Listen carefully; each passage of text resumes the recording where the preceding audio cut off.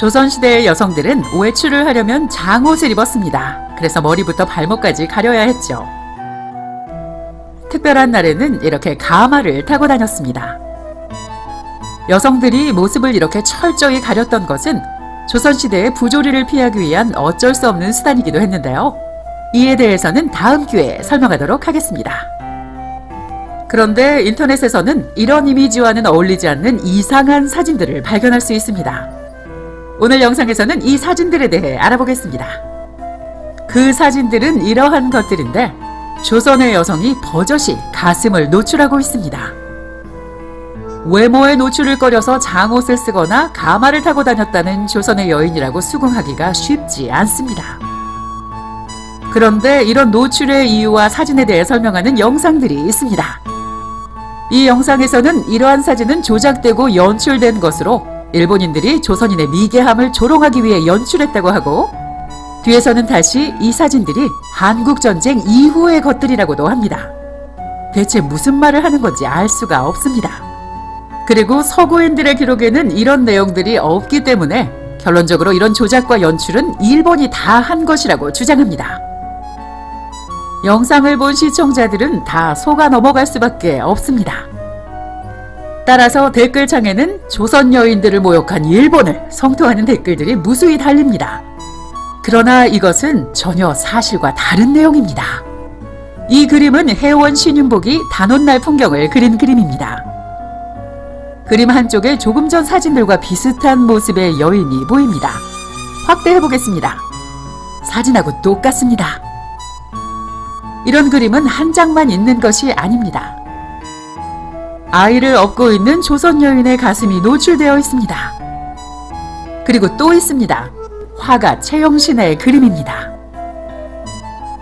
따라서 100년 역사는 정확한 사실을 밝히기 위해 구한말 이후에 쓰여진 외국인 기록을 샅샅이 찾아봤습니다.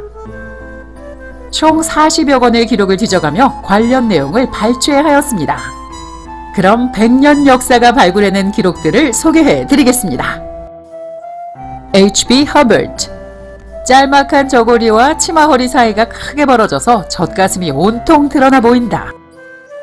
F.A. Mackenzie. 유명한 의병 사진을 찍은 분이죠. 1908년 사진입니다. E.G. Camp. 의복이란 애를 키우려고 고안된 것이라는 생각에 의심이 없다. Horace Underwood. 미국 여성 선교사는 안전핀과 헝겊 조각으로 한국인 여성의 가슴을 가렸습니다. Henry Savage Landor. 어깨 위로 입는 짧고 꽉 끼는 옷은 젖가슴을 드러나게 했고, W.R. Curls. 신분이 낮은 여인들은 아이들에게 젖을 먹이며 집안일을 하고 있었다. 꽉 끼는 옷은 젖가슴을 드러나게 했고, William Sands. 팔과 어깨의 상단을 덮는 좁은 소매의 저고리 사이가 벌어져 있는 것도 모른 채 종종 걸음으로 군중들 사이를 빠져나간다. Stan Bergman. 그네 시합을 바라보는 여자 가운데 많은 수가 등에 아기를 업고 있었는데 그들은 아기에게 축제 도중에도 때맞춰 젖을 먹였다. H.B. Drake. 여자들도 역시 흰옷을 입고 있었으나 빛깔이 바래고 볼품이 없는 저고리 밑으로는 그들의 젖가슴이 드러났다. 여름에는 그것이 너무 짧아서 젖가슴이 아래로 노출되는데 등에 업은 아기의 영양과 편의를 고려할 때 편리하다고 할 수 있다. G. Bigot. 프랑스 르몽드지에 실린 일러스트입니다. 일본군의 진격을 바라보는 조선 여인의 모습을 그려놓았습니다. 아손 그랩스트.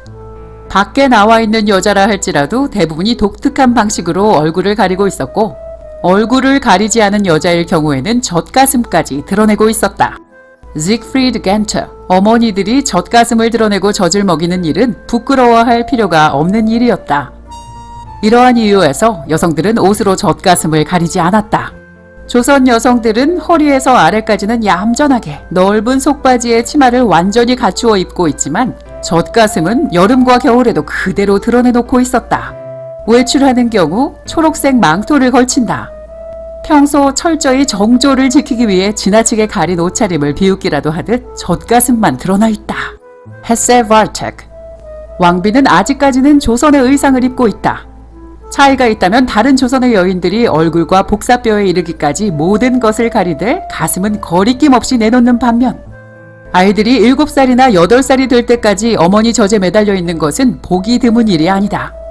실제로 나는 어머니만큼이나 큰 사내 아이가 이 자연의 샘을 빨고 있는 것을 보았다. 혼마 규스케. 조선 사람은 일본의 부녀가 하얀 정강이를 드러내는 것을 보며 웃는다. 일본 사람은 조선의 부녀가 유방을 드러내고 걷는 것을 보고 웃는다. 베베 가르니에프. 넓고 짧은 흰 치마와 가슴을 절반쯤 가리는 저고리를 입은 조선 여자들도 보였다. 1901년 출판된 조선 풍속 사진첩입니다. 이 책에서는 조선 여인의 복식을 신분별로 나눠서 소개하고 있습니다. 이렇게 착용하지 않은 상태의 남녀의 옷들도 보여줍니다. 비천한 여자의 유방을 드러내는 것은 미신에 근거한다. 평소 유방을 드러내지 않으면 썩는다는 전설이 있다. 엘리자베스 키드. 확대해서 볼까요?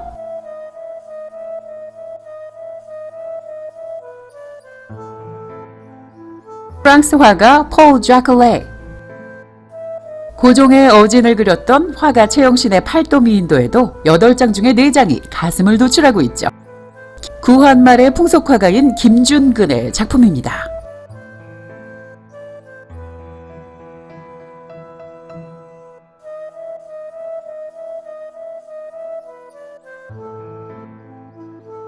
독일인이자 천주교 신부인 노르베르트 베버는 한국 문화에 관한 기록 영화를 촬영하였습니다. 바로 이 유명한 사진이 그 영상 가운데 나오는 장면입니다. 이 사진 속 장면의 영상을 보겠습니다. 사진의 방향을 바꾸겠습니다. 그리고 영상으로 갑니다. 사진과 동일한 장면입니다. 그리고 움직입니다. 아이를 업고 있었나요? 한 번 더 보겠습니다. 영상의 주인공과 옆에 뛰어가는 소녀 모두 맨발입니다. 기록 영화의 다른 장면입니다. 새참을 나르고 있나요? 옹이를 머리에 이고 운반합니다. 역시 맨 가슴에 맨발입니다.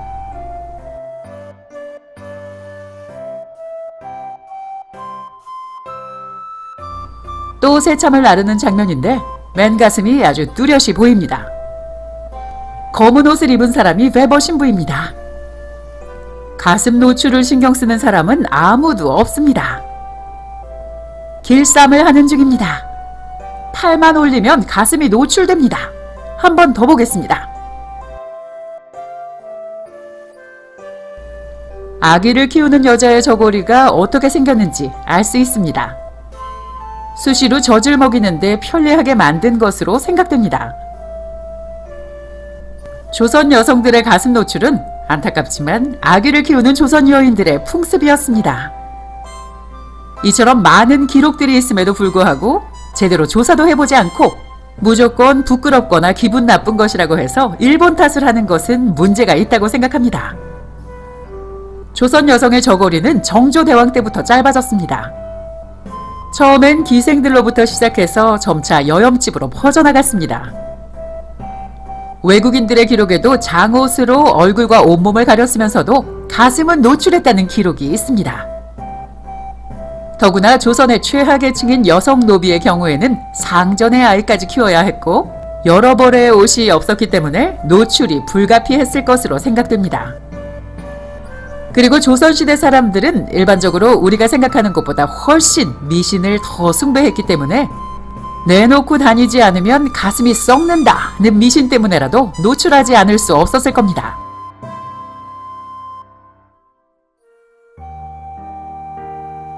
다시 자료사진 보겠습니다. 잘 알려지지 않은 사진들도 있습니다. 사진을 보시면 가슴을 노출한 여인들이 주로 젖을 먹는 나이대의 아이들과 함께 있는 것을 볼 수 있습니다. 간혹 나이가 많이 들어 보이는 여인들도 있으나 고생을 많이 한 여자 노비들은 30대인데도 50대처럼 보이기도 했다고 하며 그 당시는 아이를 쉴 새 없이 낳는 다산의 시대였습니다. 이런 풍습과 미신은 이후 한국전쟁을 전후한 시기까지 일부 농촌에 남아있다 사라진 것으로 보이는데 여러 사람들이 있는 곳에서 부끄러워하지 않으며 아이에게 당당히 젖을 먹이던 모습은 그 후로도 한동안 계속되었습니다. 아직도 수긍이 안 되시면 이런 사진들을 한번 보실까요?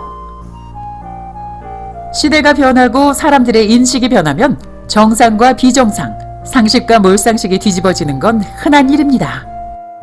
외국의 어느 사이트에서 조선 여성의 가슴 노출에 대한 게시판이 열렸습니다. 대체 왜 그렇게 한 것인지 궁금했기 때문이죠. 외국인들은 많은 자료들을 가지고 토론을 하고 있었습니다.